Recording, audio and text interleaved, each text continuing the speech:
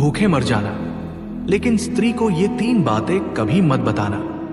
जय श्री राम। राधे राधे मित्रों, आपका स्वागत है हमारे YouTube चैनल जीवन ज्ञान संगम पर।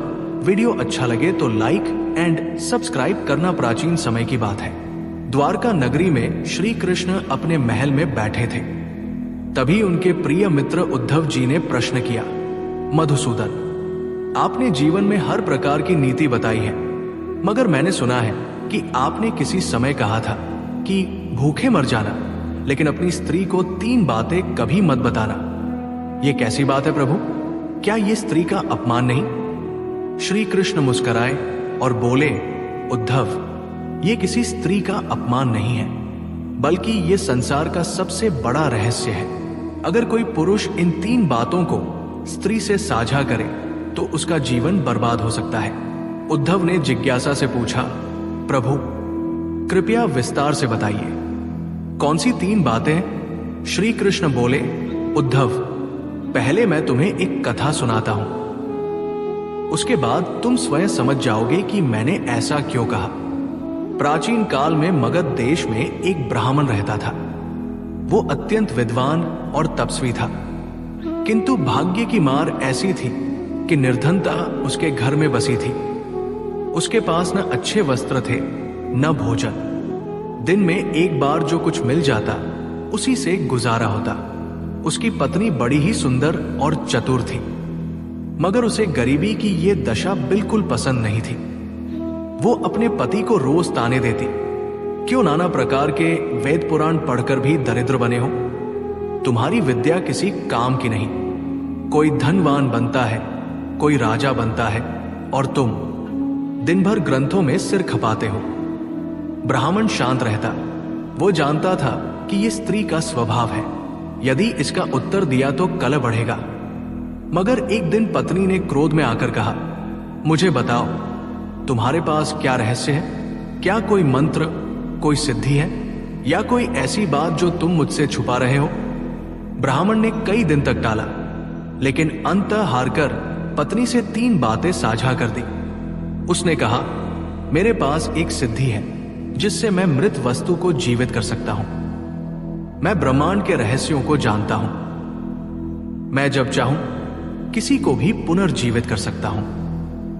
मेरे पास एक ऐसी विद्या है जिससे मैं स्वर्ण बना सकता हूं। पत्नी की आंखें चमक उठी। उसने कहा, तो तुमने ये बात अब तक मुझसे क्यों छुपाई? हम दरिद्र क्यों हैं? तुम स्वर्ण क्यों नहीं बनाते? ब्राह्मण बोला, ये विद्या शर्तों से बंधी है। यदि मैं इसका प्रयोग स्वार्थ के लिए करूंगा तो मेरी सिद्धि समाप्त हो जाएगी। पत्नी ने ठान लिया कि वो इस शक्ति का प्रयोग करवा कर रहेगी। उसने चालाकी से ब्राह्मण को प्रेरित किया। ब्राह्मण ने पत्नी के प्रेम और दबाव में आकर एक दिन एक मरे हुए पक्षी को पुनर्जीवित कर दिया। पत्नी ने यह दृश्य देखा और उसकी लालच की सीमा नहीं रही। उसने कहा, अब तुम्हें इसका प्रयोग धन कमाने में करना ही होगा। ब्राह्मण मना करता रहा, लेकिन पत्नी का प्रलोभन, क्रोध और तानों ने उसे विवश कर दिया। वो प्रतिदिन मृत जानवरों को जीवित करने लगा और लोगों से धन लेने लगा। कुछ ही वर्षों में वो अत्यधिक धनवान बन गया। लेकिन जैसे ही उसने अपनी सिद्धि का दुरुपयोग किया, धीरे धीरे उसका तेज, उसका ब्रह्मा तेज नष्ट होने लगा। अंततः उसकी सारी शक्तियां खत्म हो गई। वो अब न तो विद्या रखता था न सिद्धि। उसके पास केवल धन रह गया और वह भी धीरे धीरे खर्च होता गया। इधर जब उसकी शक्तियां समाप्त हो गई, उसकी पत्नी ने उसका अपमान करना शुरू कर दिया। बोली, क्या फायदा तुम्हारी उस विद्या का?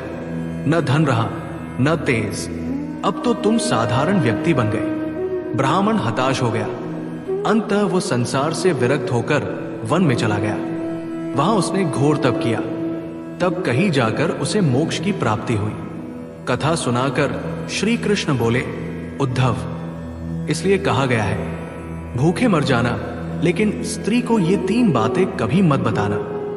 अपनी शक्तियों और सिद्धियों का रहस्य, अपने गहरे विचार या मन में उठते संशय, अपने भविष्य के योजनाओं का पूर्ण रहस्य। स्त्री का स्वभाव होता है कि वह इन बातों को जानकर तुरंत उसका व्यावहारिक लाभ सोचेगी। वो चाहे कितना भी प्रेम करे, लेकिन संसारिकता और तत्कालिक लाभ का मोह उसे रोक नहीं सकता। उद्धव बोले, प्रभु, क्या सभी स्त्रियां ऐसी होती हैं? श्री कृष्ण ने कहा, नहीं उद्धव, हर स्त्री वैसी नहीं होती, लेकिन स्त्री के मन में एक नैसर्गिक जिज्ञासा और तात्कालिक सुख की आकांक्षा होती है। इसलिए पुरुष को अपनी गूढ़ शक्तियां, कमजोरियां और योजनाएं साझा करने से बचना चाहिए, नहीं तो वो स्वयं पतन का शिकार होगा। श्री कृष्ण ने आगे कहा, एक और कथा सुनो उद्धव। एक समय की बात है, एक संत के पास एक दिव्य मणि थी। वो मणि रात में दीपक का कार्य करती थी।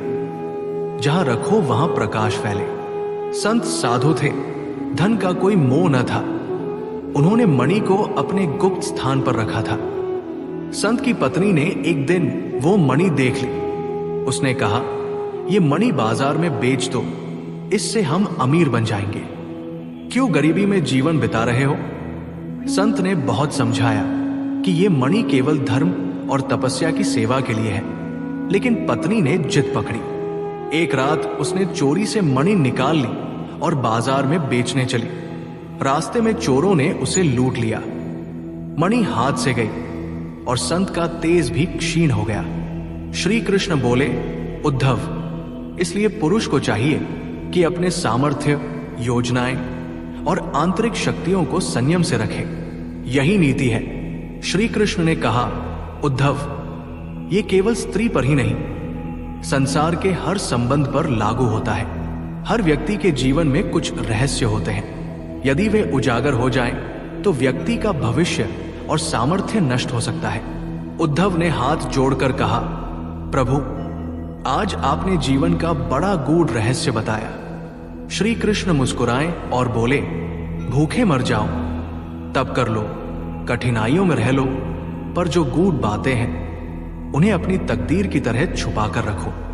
यही जीवन का सबसे बड़ा उपदेश है। श्री कृष्ण का यह उपदेश आज भी प्रासंगिक है।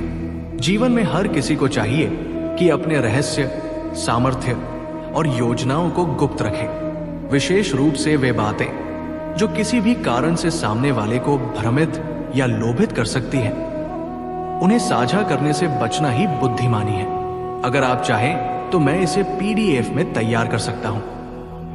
आज के लिए बस इतना ही। मिलते हैं न्यू वीडियो पर। जय हिंद, जय भारत।